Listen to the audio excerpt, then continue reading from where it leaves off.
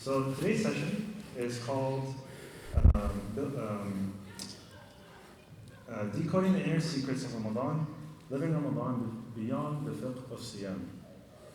Today our speaker is Ustath Ameen Al Mallah. Ustath Ameen Al Mallah is a TA at AlMallah Seminary. He graduated from the Aliyah program in 2023. Ustath Ameen previously graduated with a Bachelor's of Science in Civil Engineering degree from Jordan University of Science and Technology. Aside of the seminary, he is a volunteer at AlMallah's intensive. Without further ado, I give it up to the Shaban. Jazakallah khair.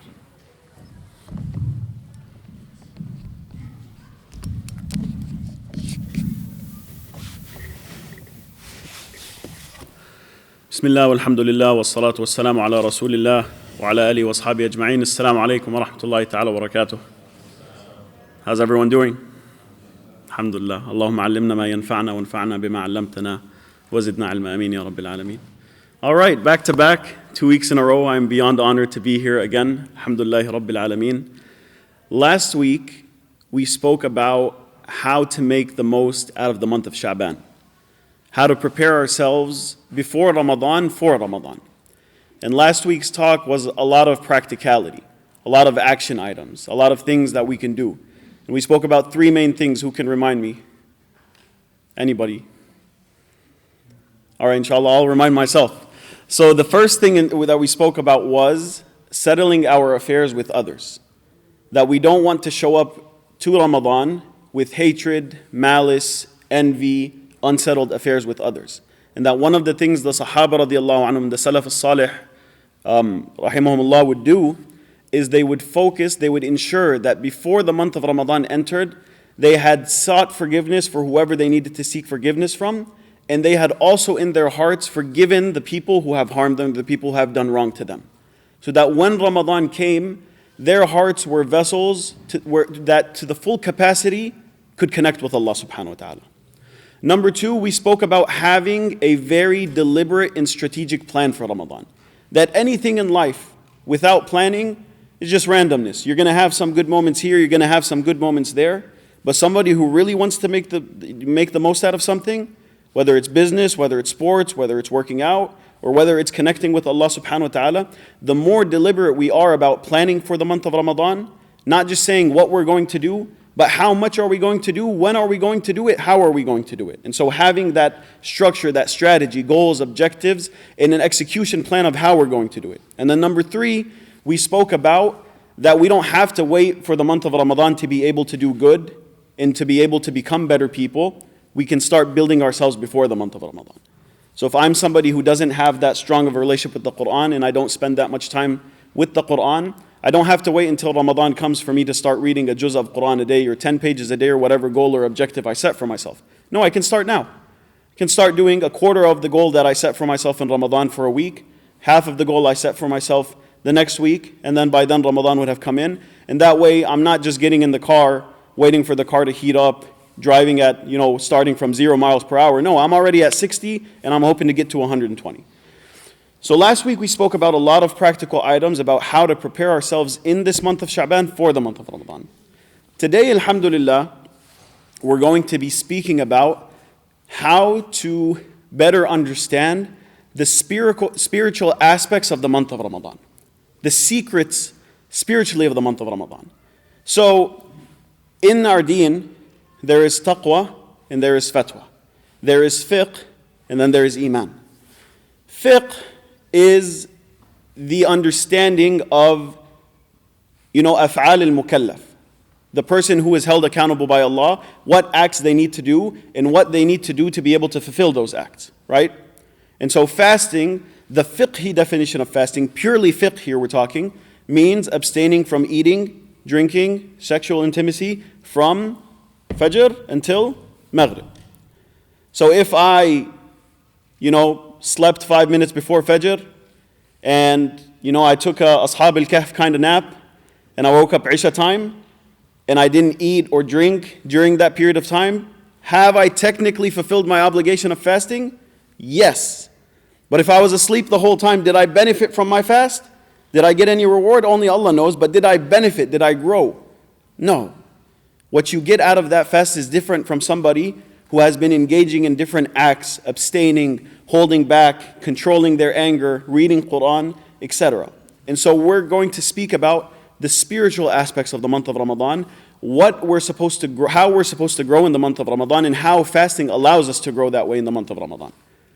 And another example is salah, right? Somebody might stand for salah, and their whole salah, all they're thinking about is their business.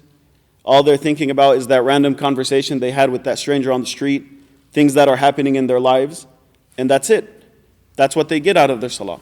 Somebody else in salah, they're fully focused. When they say Allahu Akbar, it's almost that they're like almost ashamed to look up because they know they're in the presence of Allah subhanahu wa ta'ala. When they do sujood and they say Subhana Rabbi al-A'la, they're like, Subhanallah, I'm at the lowest point and my Lord is the most high. Connecting with what they're saying in salah. What that person gets out of salah is very different from somebody who's kind of like, and we all know the examples. And so fasting, how do we benefit the most out of the fast, and what are the spiritual secrets of fasting? Okay? Number one, whenever we as Muslims want to understand why we're doing what we're doing, what the objective behind what we're doing is, we seek guidance from the Quran and the Sunnah of Rasulullah sallallahu alaihi wasallam.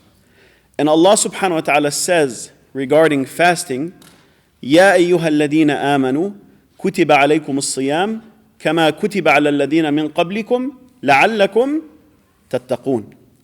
That, O you who believe, fasting has been made prescribed on you, obligatory on you, just as it was obligatory on the nations of the past.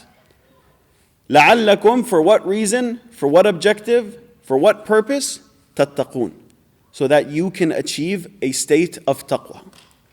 Okay, so fasting is supposed to give me taqwa. First of all, we need to understand what taqwa is, right? What is this taqwa that I'm trying to build? We all know that taqwa is something that a believer has and it's good for us to have. But do we actually know what taqwa is? Umar bin al-Khattab radiyallahu an, he was asked the question, Ya Amir al-Mu'mineen, what is taqwa?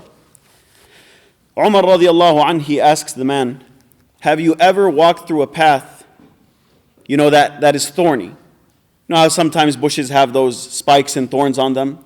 So Umar radiallahu anh is asking the man, have you ever walked through such a path? The man says, yes. Yes, Ya Amir al-Mu'mineen, I have. Umar bin al-Khattab radiallahu anh, he asks, what do you do when you walk through that path? How do you find yourself? Describe yourself. The man says, well, Ya Amir al-Mu'mineen, I'm wearing a thawb, so I kind of grab my garment together, make sure that I place my feet very carefully in specific places so that I don't get harmed. Umar radiallahu anh, he said, that is taqwa. That level of awareness, that your awareness of your surroundings and what's going on, that's what taqwa is. And taqwa Allah is consciousness of Allah subhanahu wa ta'ala in our lives. Right? So somebody might get angry and they might lose it, and at the end of it, 3 hours later, they say, astaghfirullah, I shouldn't have do that. Somebody else is in the middle of the argument, they have the comeback right there at the tip of their tongue, but then they remember. Allah subhanahu wa ta'ala would not be happy if I let this go right now. So I'm a hold back. That person has taqwa. Why? Because they're conscious of Allah subhanahu wa ta'ala's presence in their lives. And different people are at different stages.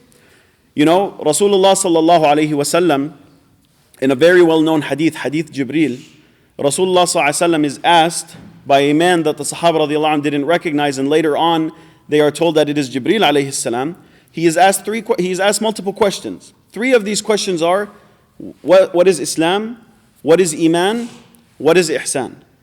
And Rasulullah ﷺ describes that Islam is fulfilling the 5 pillars of Islam. Iqam as-salah, wa ita' az-zakah, wa hajj al-bayt, wa sawm Ramadan. Right? And then Rasulullah ﷺ is asked, Mal Iman? What is Iman? And this is a higher level of just Islam. And Rasulullah ﷺ says, أن تؤمنوا بالله وملائكته وكتبه ورسله واليوم الآخر والقدر خيره وشره أو كما قال صلى الله عليه وسلم. That Iman is that you have belief in all these things. Right? And then Rasulullah ﷺ is asked, Mal Ihsan? What is excellence? What is Ihsan, which is a higher level of Iman? And Rasulullah ﷺ says, أن تعبد الله كأنك تراه فإن لم تكن تراه فإنه يراك. That you worship Allah subhanahu wa ta'ala in such a way, it's as if you can see Allah subhanahu wa ta'ala. فَإِن لَمْ تَكُنْ تَرَاهُ, and if you can't see him and we can't see Allah subhanahu wa ta'ala, then you know فَإِنَّهُ يَرَاكَ. You know that He subhanahu wa ta'ala is watching you. It's basic understanding of human behavior, that when we know we are being watched and we will be held accountable for our actions, our behavior changes, right? Kids on the playground, bunch of 12-year-olds, right, gathered around in the playground, just, some kids talking, right?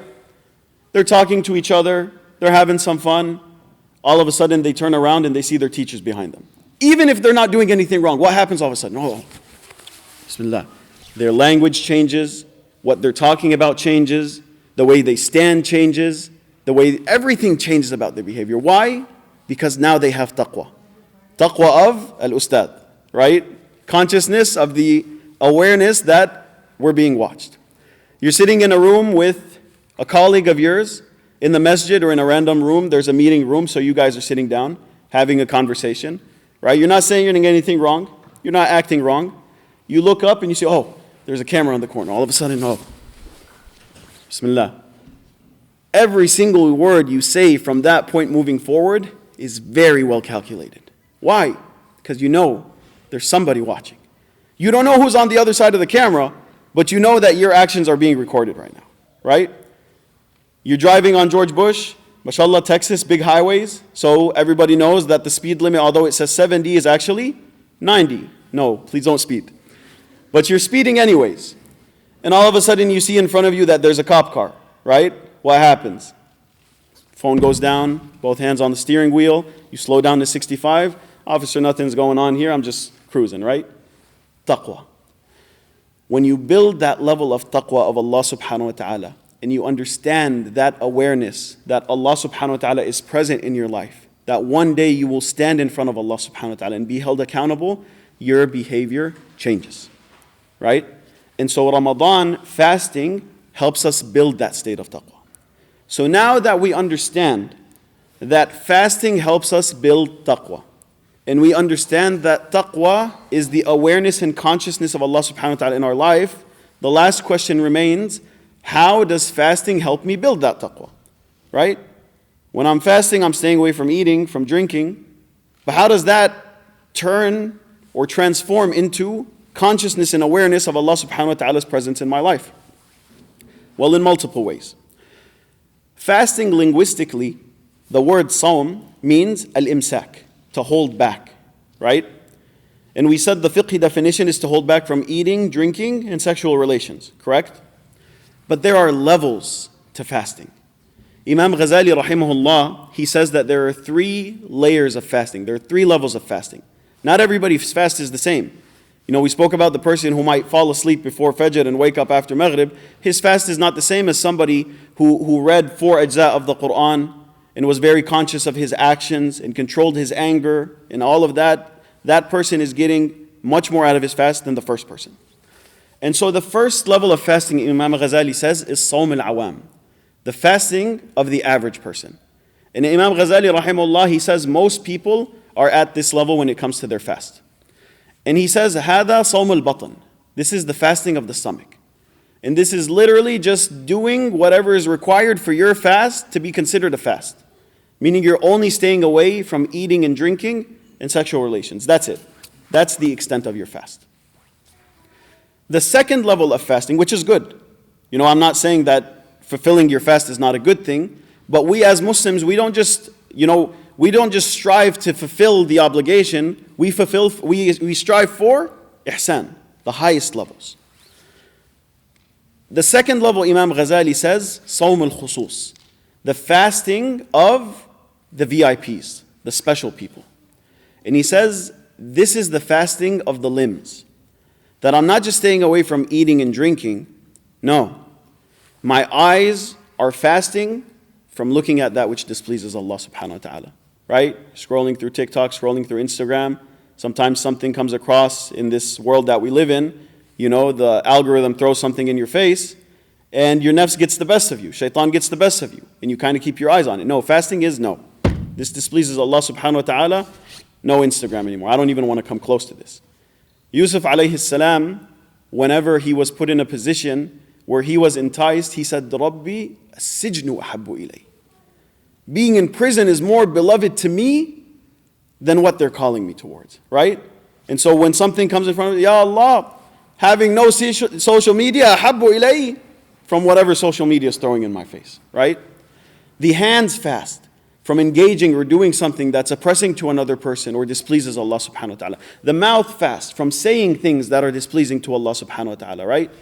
Insulting another person, backbiting another person, stirring fitna between other people. The feet fast from going to places that displease Allah subhanahu wa ta'ala. And so you're not just staying away from eating and drinking in this fast. No. You're staying away from everything that displeases Allah subhanahu wa ta'ala. And obviously, if you're staying away and holding back from more things, you're gaining more self-control. And if you gain more self-control, you're being put in more situations where you have to stay back and hold back and do that which pleases Allah subhanahu wa ta'ala. You're gaining more taqwa, right? You're gaining more taqwa. Just like the person who goes to the gym, they can go to the gym and go on the treadmill for 5 minutes, right? And call it a workout, right? The person who goes to the gym, goes on the treadmill, and also goes to the different machines, works their shoulders, works their back, works their chest, works their abs, works their legs. They're getting a lot more out of the fast than just somebody who's working one small thing, right? And so abstaining from everything that displeases Allah subhanahu wa ta'ala is going to build more self-control, is going to build more taqwa. When you're fasting and your body, at the end of the day, it's asr time, and you're starving, you don't have any energy, you're kind of walking into the house, dragging yourself because there's no energy, and your body is screaming to you, Habibi, Mishan Allah. It doesn't take a genius to understand it. A car can't run without gas, and we can't run without kebabs. Give me something, right? I need some energy. And what do you say to your body in response if Maghrib hasn't hit? Not until Allah subhanahu wa ta'ala says so. Not until my Allah says it's okay for me to put something in my mouth, right? It's the end of the day, your body's telling you, Habibi, our throat is more dry than drywall. Mishan Allah, please. Stop doing dhulm on me. Give me something to drink. We need water to survive. And you tell your body, not until Allah subhanahu wa ta'ala says so. That's eating and drinking. But what about the moments where you're angry, right? We all know people in our lives, but the question we actually need to ask ourselves is, am I one of these people? Right? One of our family members walked in the house. It's about an hour until iftar. You're like, man, this is a ticking time bomb right now that I know the smallest spark, this whole place is going to set up on fire. So I'm going to put myself in my room, and I'll wake up after iftar. I'm not going to come close. Because I know if I say something that they don't like, the hanger is going to come out, all of it. And I don't want to be on the receiving end of that. How many people do we know in our lives like this? But again, are we these types of people, right? Is that person that I'm speaking about myself? That nobody even wants to come around me when I'm fasting? No. Fasting is about imsak. It's about controlling ourselves. Allah subhanahu wa ta'ala and Rasulullah sallallahu alaihi wasallam say to us that in the month of Ramadan, shaitan is locked away, right? Usually you're battling against shaitan in your own nafs, right? Not only are you fighting your own desires and temptations, but you're also fighting against the whispers of shaitan. Allah subhanahu wa ta'ala in the month of Ramadan puts shaitan away, and He says, you and your nafs go one-on-one. Learn to control yourself. Learn to not conform to what your nafs want. Learn to make your nafs conform to what pleases Allah subhanahu wa ta'ala. That's what the month of Ramadan is about. And then Imam Ghazali rahimahullah, he says that the third level of fasting is Sawmu Khusus al-Khusus. It's not just the fasting of the VIPs, but it's the fasting of the VIPs of the VIPs. Right? It's a different level.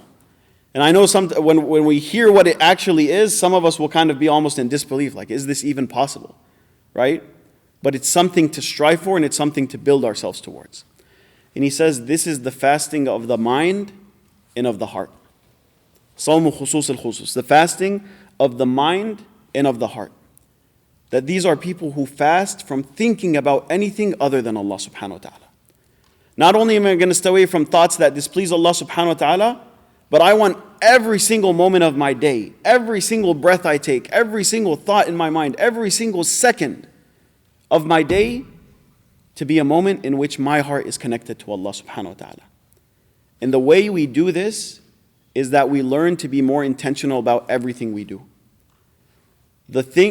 What will make a person get more out of anything they do in life is the why behind why they do what they do, right? So somebody might say, I'm coming to Taraweeh because if I don't come to Taraweeh, Abu Muhammad is gonna ifdahni in the WhatsApp groups, right? That so-and-so didn't come to Taraweeh, right? Not only was he not in the front saf, but he wasn't there at all, right? And it's gonna become a whole thing. So in order to protect my honor, I need to come to Taraweeh, right? That intention is not for the sake of Allah subhanahu wa ta'ala. Whereas somebody comes for Taraweeh, why are you coming to pray Taraweeh? Oh, Habibi, I got a whole list. Number one, this is the practice of the Sahaba radiallahu anhum, and I want to follow in their footsteps. Number two, I don't hear the Quran being recited throughout the entire year. This is the month in which I get to hear the words of Allah subhanahu wa ta'ala and connect with them. Number three, I want to be able to better connect with my community members. In what better way than to stand side by side next to each other with one goal, one objective, and that is pleasing Allah subhanahu wa ta'ala. Right? Number four, salah is something that brings me peace and tranquility, and I need all that peace and tranquility in my life, right? Number five, Rasulullah ﷺ said, As-salatu mi'raj al-mu'min. That salah, whatever al-Isra wal-Mi'raj was for me, that miraculous journey which Allah subhanahu wa ta'ala gave me strength to carry on, that's what salah is for a believer. And so when I get a chance to pray salah, I don't say no. You see how deliberate the second person is about what they're doing? They don't just have one intention. They have 17 intentions behind what they're doing. And the sign that a person is very deliberate about growing in a certain field is that they have so many whys for doing what they're doing. Right? Somebody might start a company. What is the mission statement? We're here to make money, Habibi. Right? It's all about the hustle. It's all about grabbing the bag. Right? Nobody's going to buy from those people. Why? Because it's a silly mission statement to have. Yes, you do what you do to earn a living, but you're not doing it to improve society. You're not doing it to help other people. You're not doing it for, what's the mission statement behind what you're doing? What's the purpose? And whatever we make our intention to be, the one intention that every Muslim should have in their mind regarding every single action they do in their lives is, I am doing this for the sake of Allah subhanahu wa ta'ala. I am doing this for the sake of Allah subhanahu wa ta'ala, right? And if you're going to engage in an action, and you ask yourself, why am I doing this? And the answer is not, I'm doing this for the sake of Allah subhanahu wa ta'ala, then you're doing something that does not align with your purpose, and most likely you should not be doing that thing. Or you need to be more deliberate about the intention of why you're doing what you're doing and make it for the sake of Allah subhanahu wa ta'ala. And everything can be for the sake of Allah subhanahu wa ta'ala. Why do you go to work every single day? I go to work every single day because Rasulullah sallallahu alaihi wasallam said that the best wealth a person can get from which they spend on themselves and their family is the one that they earn with their own hands. And so I want to follow in that sunnah of Rasulullah sallallahu alaihi wasallam. Why? Because the people who are most befitting and it is most right and prioritized for them to receive sadaqah are the people which are closest to you, and I want to be able to take care of my family. Number three, كُلُّكُمْ رَاعٍ وَكُلُّكُمْ مَسْئُولٌ عَنْ رَعِيَّتِهِ. I want to be able to follow in the footsteps of that hadith. I am going to be held accountable for the people that I am responsible for, and I want to make sure that they're properly taken care of. Right?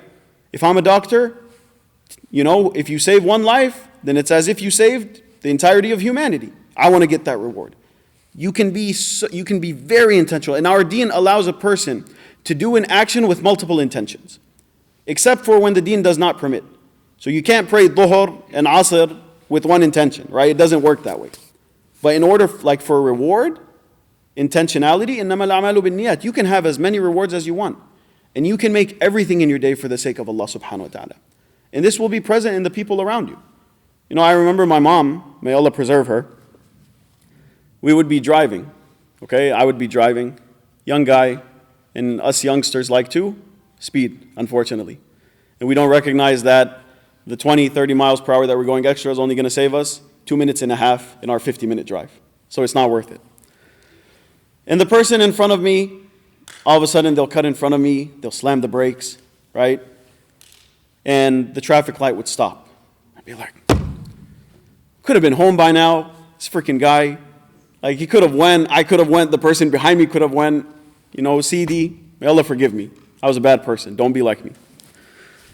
And then I would say, Yamma, we could have been home by now, except for this guy. And my mom, she had a very, very super special talent. We might have people in our lives like this. May Allah subhanahu wa ta'ala preserve the people in our lives like this. She could make a dars deen out of anything. She could give a lecture about anything. She's like, كل تأخير فيها خير. You don't know if we would have went forward, we would have been waiting to you on the other side. Know that Allah subhanahu wa ta'ala writes for you what's best. Like, man, how did you deduce that from this? Right? How did you make this about Allah subhanahu wa ta'ala? But that's what taqwa does in your life. That's what taqwa does in a person's life. When you build your taqwa, you learn to see the signs of Allah subhanahu wa ta'ala in everything. And you get to a point where, as Rasulullah sallallahu alaihi wasallam described in the hadith, you get to a point of ihsan. أن تعبد الله كأنك تراه فإن لم تكن تراه فإنه يراك. That you worship Allah subhanahu wa ta'ala as if you see Allah subhanahu wa ta'ala in front of you watching you. And if you can't see Allah subhanahu wa ta'ala, then you know that Allah subhanahu wa ta'ala is watching you. And all of a sudden, every single moment of your life, you're living it as if that cop car is right there and you got both hands on the steering wheel driving, making sure you don't exceed the speed limit. And every single moment of your life, you're living it as if there's a camera in the room watching your every action. And every single moment of your life, you learn to live it like a kid on the playground who the teacher is standing right there. But you know that Allah subhanahu wa ta'ala is watching your every action, and you're able to be in that mode of taqwa, to where you're very deliberate about every single thing you do, every single thing you say, and you're very intentional about making it all something that pleases Allah subhanahu wa ta'ala.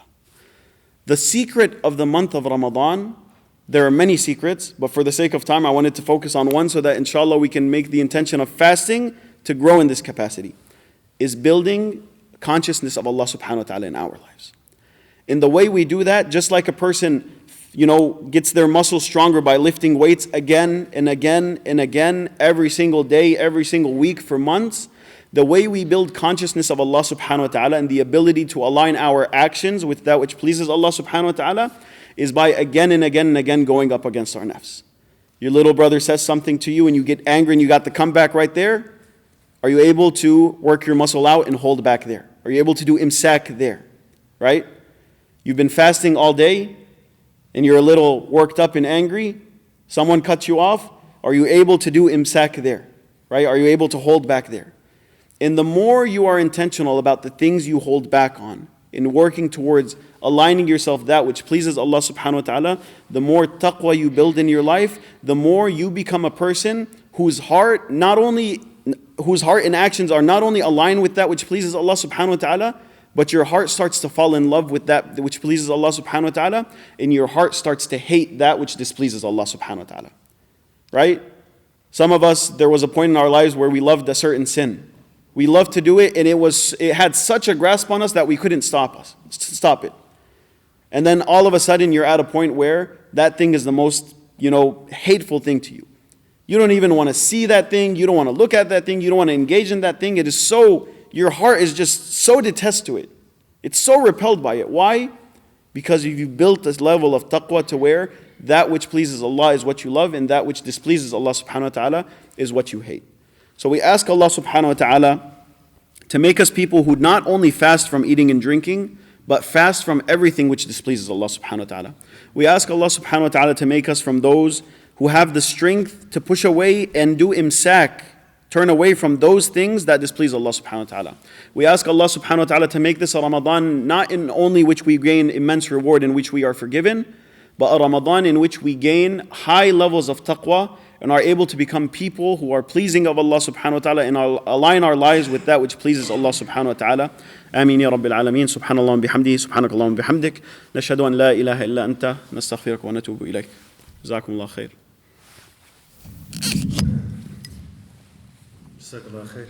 May Allah make it easy for us to have the fasting of the VIPs and maybe the VIP of the VIPs. Ameen. Ameen. Before we go into Q&As, which we'll do in a sec, maybe Ustad, you can give those that work 9 to 5 just some advice on how we can better the times, whether it's during our work or just after, before we break our fast. Just small pieces of advice that we can take, inshallah. Jazakallah khair. Every Ramadan, this question comes specifically from mothers. May Allah subhanahu wa ta'ala give all of our mothers high maqam, who have 4 or 5 children that they're taking care of. They wake up before Fajr to get the suhoor ready for the family, right? They get the kids ready for school. They drive the kids to school. They come back home and they barely have half an hour to engage with their Quran or build themselves with their relationship with Allah subhanahu wa ta'ala.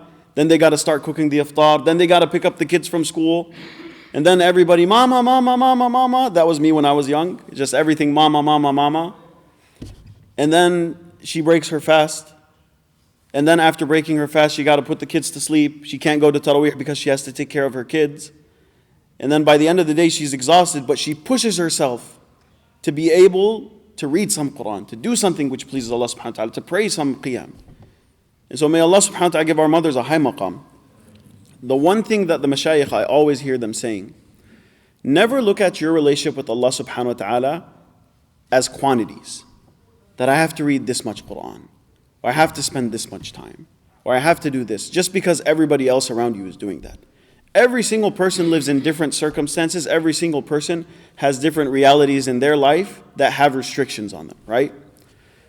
What we need to focus on and understand is that Allah subhanahu wa ta'ala understands what we're going through and our responsibilities. And what we need to do as people who are busy, whether it's working professionals, mothers, people who might have communal responsibilities, people who are maybe responsible for multiple families, not just one, right? Is that what does Allah subhanahu wa ta'ala want from me in this moment, right? And so maybe a mother, she wants to read some Quran, right? It's like, she got the iftar ready. It's 15 minutes before. Everything is on the table. She just wants to read Quran. And then her toddler starts crying. The question she needs to ask herself is, does Allah subhanahu wa ta'ala in this moment want me to read Quran? Or does Allah subhanahu wa ta'ala in this moment want me to take care of my toddler? Obviously, Allah subhanahu wa ta'ala wants me to take care of my responsibility. And I need to understand that Allah subhanahu wa ta'ala will reward me. Allah subhanahu wa ta'ala is Al-Kareem. Allah subhanahu wa ta'ala is Al-Ghafur, Al-Rahim. That Allah subhanahu wa ta'ala is going to give me more for fulfilling that which pleases Him than any ibadah that I feel is going to give me a higher maqam. Right? And so that's number one. Just focusing that it's not about doing specific quantities, achieving certain things. It's good to have goals and we push towards those goals, but we need to understand that there are certain realities that sometimes stop us from doing what we want to do.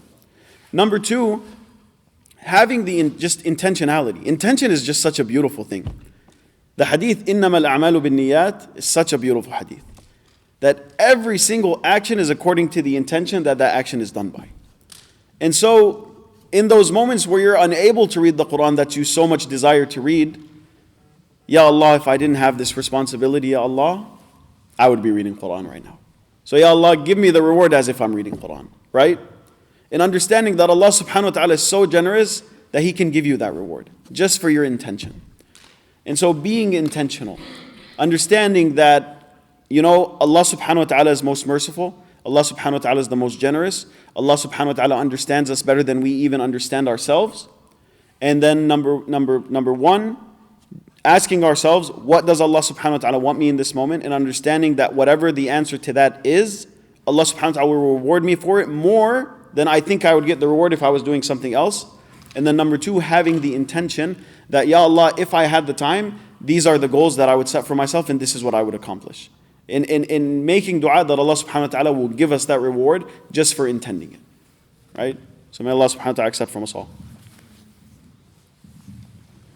Yeah, having the concept of having multiple intentions when doing even like sunnah, for example, like the Fajr sunnah, instead of just praying it, you can have the intention of, after you do your wudu, you pray 2 rakat sunnah.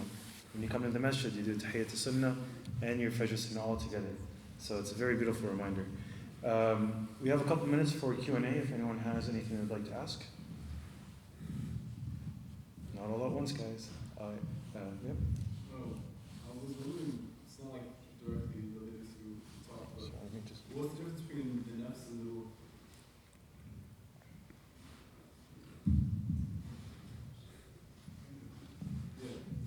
ruh? Yeah, I heard it. Just for those that didn't hear, the question was, what is the difference between nafs and the ruh?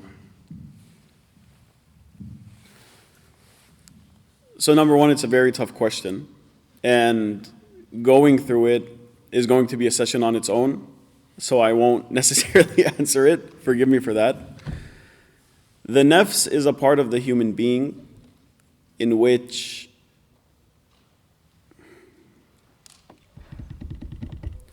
Yeah, it's going to take too much to go into. Forgive me. Maybe after we can talk, me and you. Any other questions?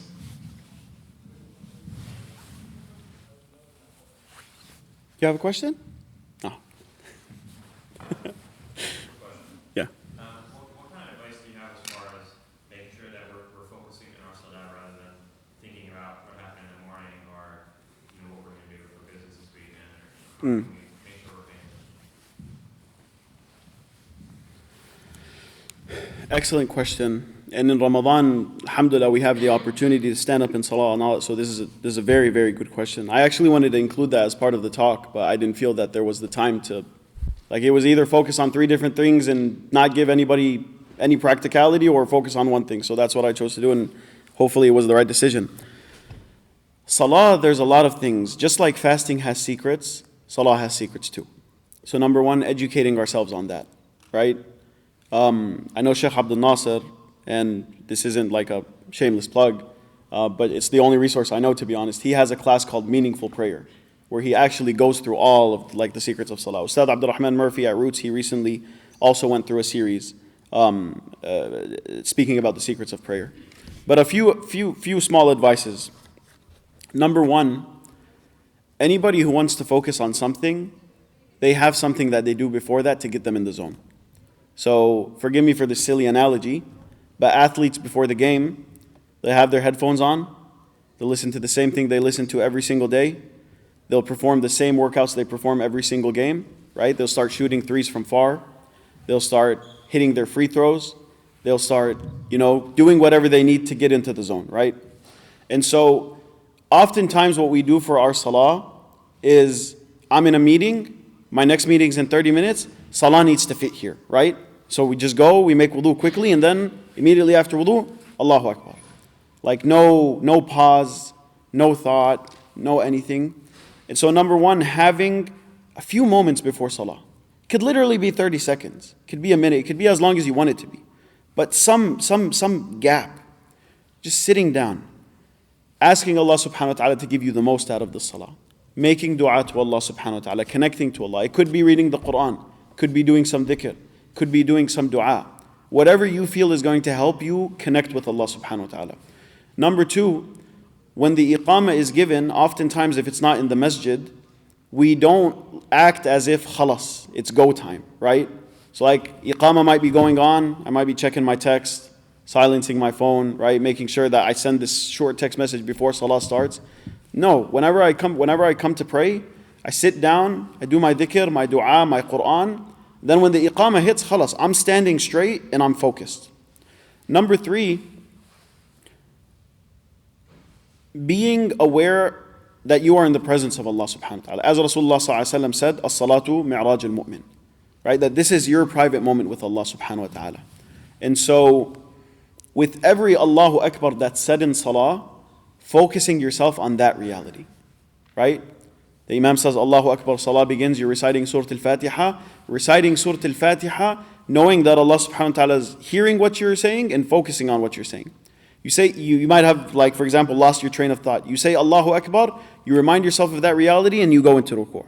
Allahu Akbar when you go up, just always making those transitions of Allahu Akbar reminders that Allah subhanahu wa ta'ala is watching me and this is my private moment with Allah subhanahu wa ta'ala. Because we all get distracted, right? And we all have those moments, like many of us can say that I've never prayed a salah from beginning to end where I was not cut off by any distractions. Many of us fall into that category. And we ask that Allah subhanahu wa ta'ala gives us salahs where we are fully focused on that. But it's about growing. It's about, number 1, educating ourselves. Number 2, having a pause, a gap where we actually focus ourselves and align ourselves that I'm about to be in a private meeting with my Allah, right? And I want to disconnect from the dunya. Number 3, those transitions of Allahu Akbar, making them reminders that this is my moment with Allah subhanahu wa ta'ala and that Allah subhanahu wa ta'ala is watching me. And then number 4, asking yourself, what do I want to get out of this salah? Right? Asking yourself, what is my intention behind this salah? Obviously, we pray to please Allah subhanahu wa ta'ala, but you might be in a moment where you're heartbroken. Something just happened to you that's devastating. And so every Allahu Akbar is a reminder that Allah is bigger than what I'm going through and He will get me through it. If I focus on doing that which pleases Him, He will take care of everything else in my life, right? Maybe you're doing it at a moment in your life where business is good and family is healthy and a little arrogance is beginning to build up there, right? I'm the man, right? Self-made, I made it, studied hard, got a good job, making money. Allahu Akbar. Habibi, relax, right? Get off your high horse, relax. Everyone who's big, there's someone who's bigger above him. But there's no one above Allah subhanahu wa ta'ala. So that salah is a reminder of that. And it could be different things for different moments in your life. These are a few small advices that I have. May Allah subhanahu wa ta'ala allow us to connect with our salah. But it's more so about educating ourselves about the secrets of the salah, focusing on what we're saying in salah and connecting. May Allah give us tawfiq wa iyyak. I mean, what a beautiful segue. Inshallah, we'll start the PM, or the 2 in the witr. However, to just apply what we've been learning, let's take about a minute or so. Let's make our way, inshallah, to the lines where we're going to pray. And let's just take a minute for each of ourselves to do some dhikr and kind of get in the zone before we start praying. Inshallah. Allah accept. Jazakumullah khair. Jazakallah khair. Barakallahu feekum.